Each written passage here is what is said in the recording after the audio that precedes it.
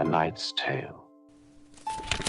A knight, once renowned for his valor, sat brooding in the solitude of a shadowed forest.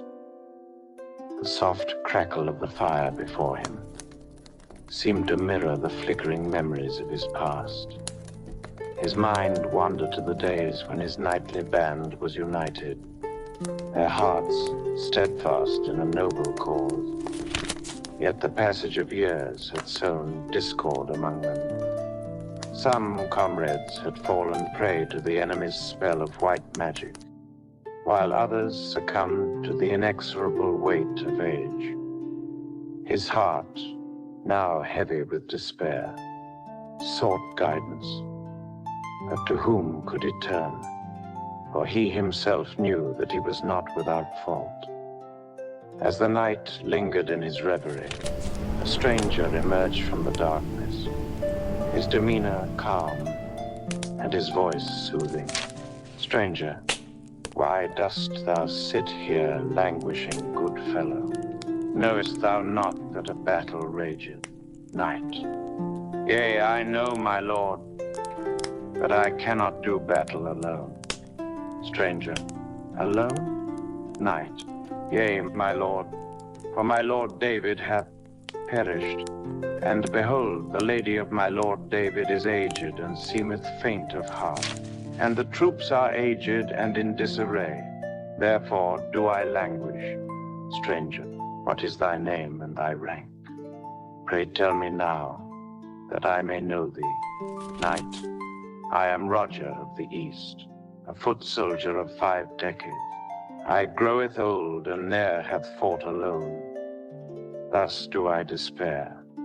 Stranger, didst thou despair when first thou joined thyself to this army? Knight, nay, my lord, for I was youthful then, and strength did dwell in mine arm. Stranger, and for whom dost thou engage in battle? And to whom dost thou vow allegiance? Thy lord David, or the king?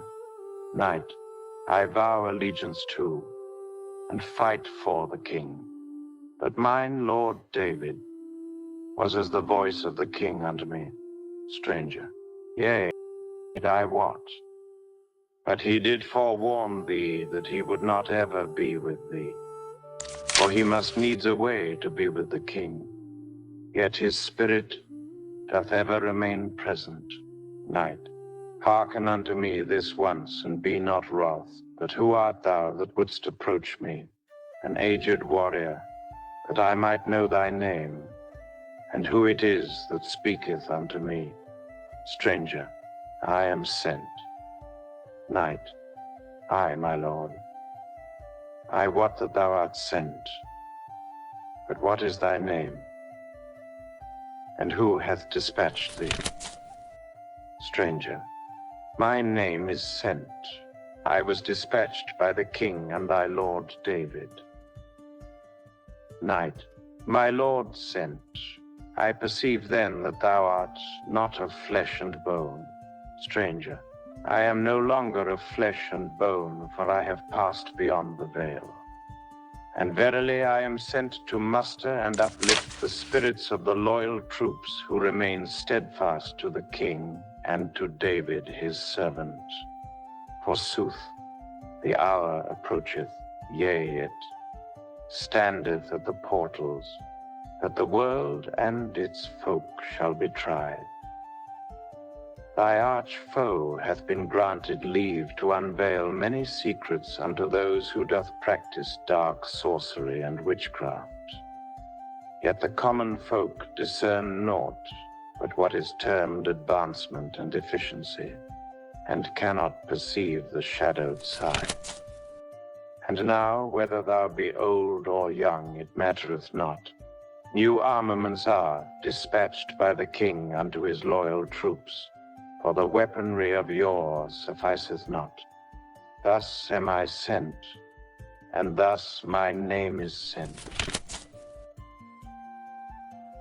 Pray tell me, my lord Sent, what manner of weapons might these be? Come hither, and I shall show thee. Mine lord, the king hath bestowed these keys. They are the keys to the kingdom of heaven.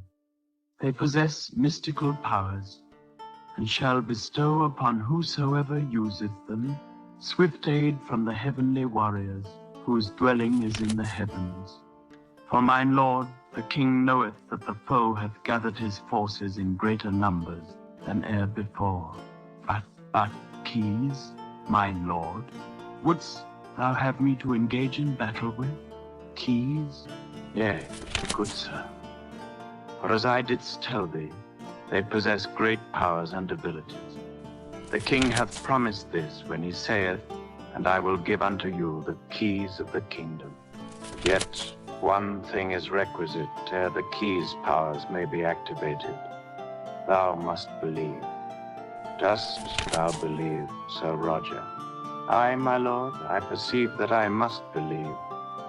For mine lord, the king alone, hath the words of truth and eternal life. Mine good spirit sent. Prithee, speak of the other arms, for I have been in anguish of heart, a-wondering how the fray doth fare. Very well, stoke the flames of fire a bit, and I shall find a place to sit, and tell thee of things soon to be, and sure these words shall comfort thee.